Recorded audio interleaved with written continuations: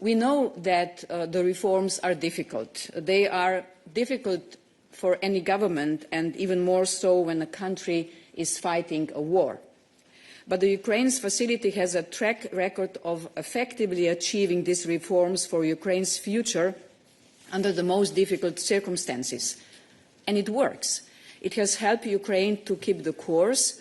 The implementation of the Ukraine plan has been broadly successful, with 63 steps completed out of 68 due by the last payment requests. And this was happening in the areas of rule of law, anti-corruption, energy market, public administration and state-owned enterprise governments. But we all know that this work needs to continue for Ukraine's society and economy to grow stronger and to deliver its future prosperity and also social cohesion. The Ukraine support loan will build on these achievements and further prepare Ukraine for EU membership. At the same time, it is more than evident that we are operating in uncertain times. As explained by the President, our proposal therefore brings in the necessary flexibility to address Ukraine's urgent budgetary needs and unexpected financial needs. And today's decision will undoubtedly make us better equipped to navigate what is to come, while keeping clear sight on our long-term objective for a secure and prosperous Ukraine with economic growth inside the European family. Thank you. Commissioner Dombrovskis. Thank you. Good morning, everyone. As President said, we are now approaching the 5th year of Russia's full-scale invasion of Ukraine. Throughout this time, by bravely defending their homeland, Ukraine has also protected the entire European continent from Russian aggression. Europe can and must continue to provide Ukraine with the support it needs to ensure its financial stability and ability to defend itself. This is the only way we can secure a just and lasting peace, a peace which ensures real security for Ukraine and Europe in the long term. In December, EU leaders confirmed our resolve to help Ukraine to meet its urgent and sizable financing needs.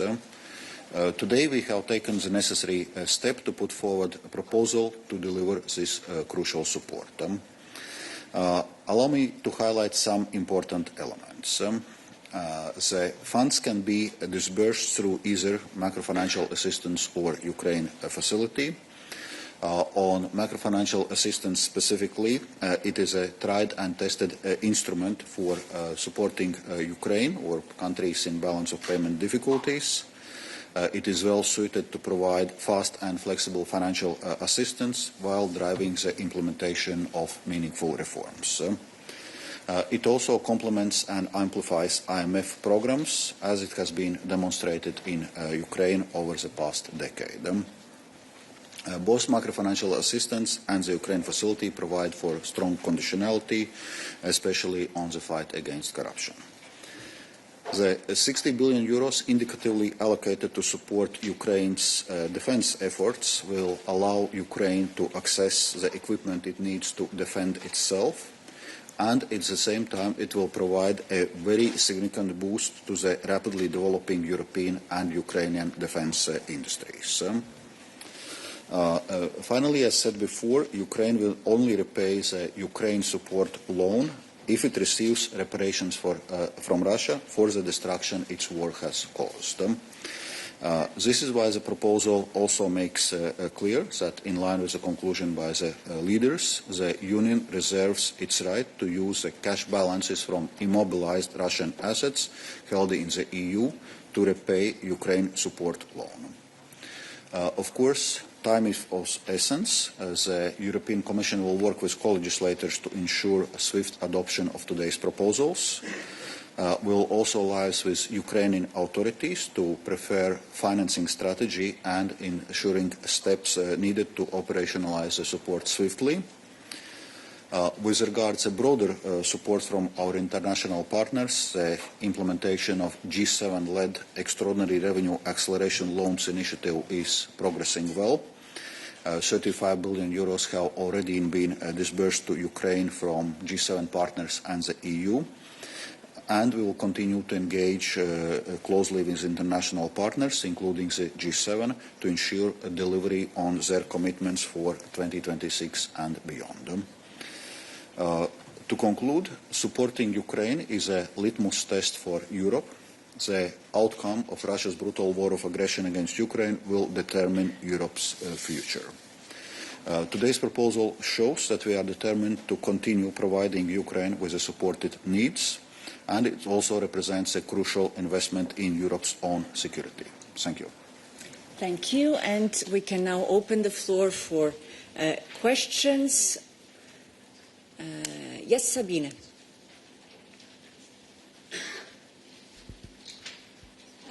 Thanks, Sabina Rosset, ANSI News Agency.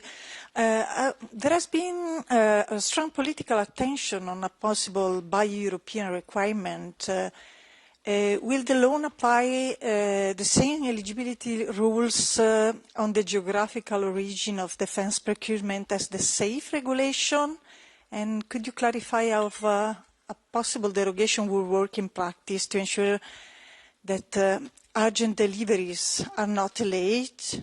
And then, if possible, I have a more technical question on the cost of servicing the debt. Does the Commission proposal specify how interest payments will be covered within the current EU budget? And if not, should we understand that the long-term solution is effectively being deferred to the MFF, with the options being either higher national contribution or reallocation from existing programs? Thank you.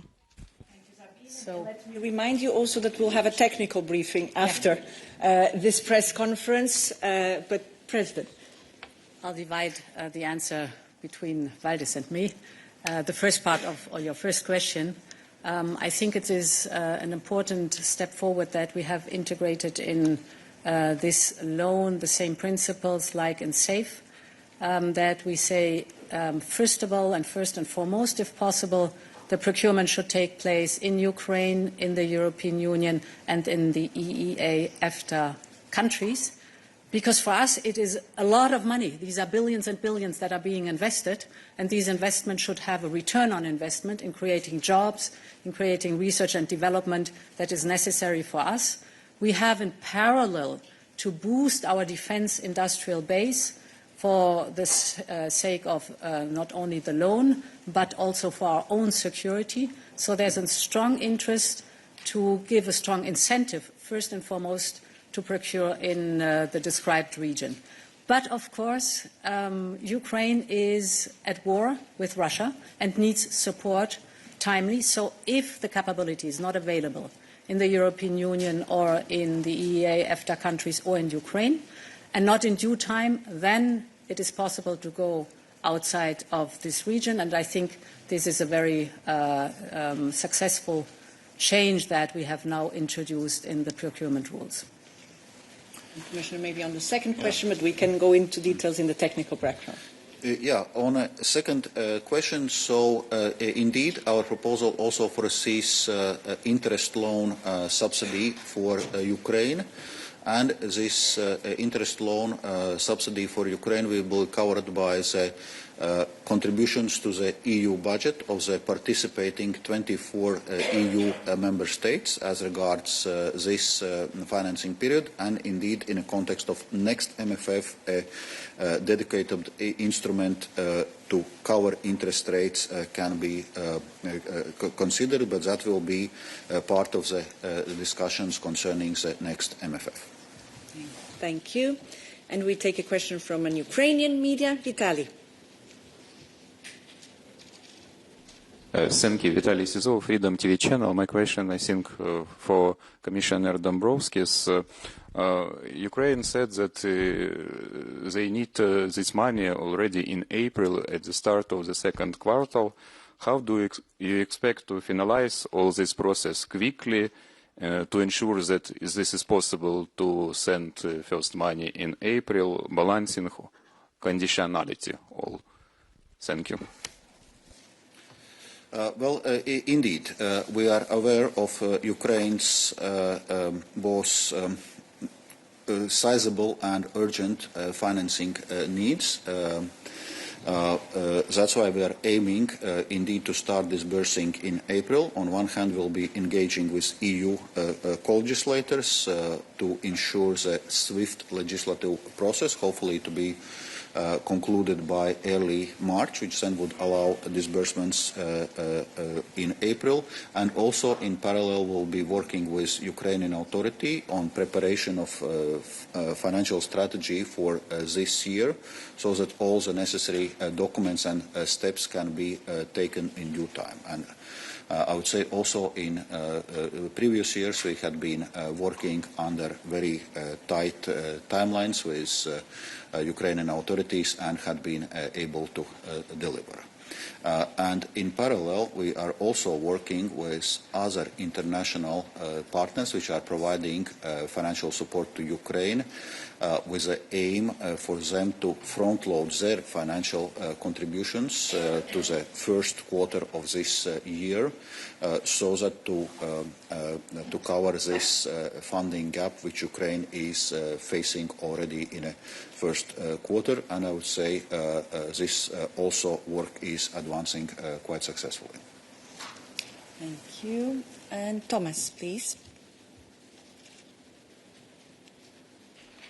Hello, thank you very much. Thomas Mann-Nielsen at Euractiv. I have two questions. So one for Commissioner Dombrovskis. Could you just give us a bit more detail about the state of play of G7 support for Ukraine? Because obviously the Commission has estimated that Ukraine needs 135 billion over the next 2 years. So how confident are you that this additional 45 billion will be covered by G7 partners? And then another question for President von der Leyen about a slightly different topic about Greenland. We've heard recently that Defence Commissioner Kubilius has said that Article 42.7 would apply this mutual assistance clause.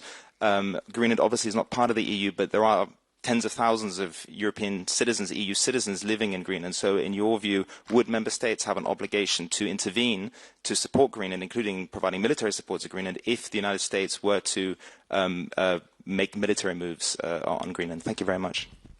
Let's do the following. We're focusing on the topic of the press conference, and if we have time, we come back to your question at the very end. But we start. Thank you for this question. Indeed, from the EU side, we are, I would say, taking care of the bulk of the financing needs for Ukraine for the next 2 years, but we also expect other international partners to play their part. That's why we continue this engagement with G7 and other partners. So first of all, next year, the delivery of ERA loans initiative will continue, and we expect some 9.7 billion euros to be dispersed through the ERA loans initiative next year by other partners, because from the EU side we fully disbursed our contribution already last year. We are working not only with G7 partners but also with other countries. For example, Norway is committed to come with a sizable financial contribution. Also, EU member states will continue to provide both financial and in-kind military support, and obviously also international financial institutions.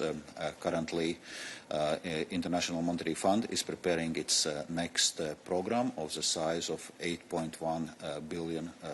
Actually, on Monday, I had a meeting with IMF Managing Director Kristalina Georgiou to discuss exactly those topics, and this work appears to be broadly on track, because also for IMF, one of the conditions for IMF program to go forward is that the financing gap of Ukraine is being covered. So there are many speculations out there about what should be done, what could be done, what may be done. I want to put all this aside and address the general principle of Greenland, that we look at what are the different debates. So first of all, Greenland belongs to its people. So it's up to Denmark and Greenland, and only to them, to decide on matters that are concerning Denmark and Greenland. That's point number one, and that's very important. We are in constant contact with the Danish government, also to listen to what the needs are, what the needs of the Greenlanders are, in very close contact. Second, Greenland is part of NATO. And when we are speaking about Arctic security, this is one of the core topics of NATO. And we know that the glue between the allies is the fact that there's always the clear motto, one for all for one. So NATO is one forum to integrate the different interests that are out there. But of course, the Arctic and Arctic security is also a matter for the European Union without any question. And we've invested since years in our relationship with Greenland. I was there last year, before all this happened, to open the office in Nuuk so that we have a constant channel of communication with the Greenlanders. We have an investment program. We've stepped up our engagement since last year. We have accelerated our work. So there's a strong and good and existing relationship between the European Union and the Greenlanders. And for me, it's important that the Greenlanders know, and they know this by the deeds, not only by the words, that we respect the wishes of the Greenlanders and their interests, and that they can count on us. Good. And we come back to the topic of the press conference. Yes, please. Just one short follow-up on this topic, as we are still wondering, is Article 42.7 applicable to Greenland? I think it's quite important for Greenland to know. The question that is applicable right now. It doesn't ask itself. And the President was very clear in her response. Let me take one question online, because I know that many journalists are also already in Cyprus. Jorge Valero.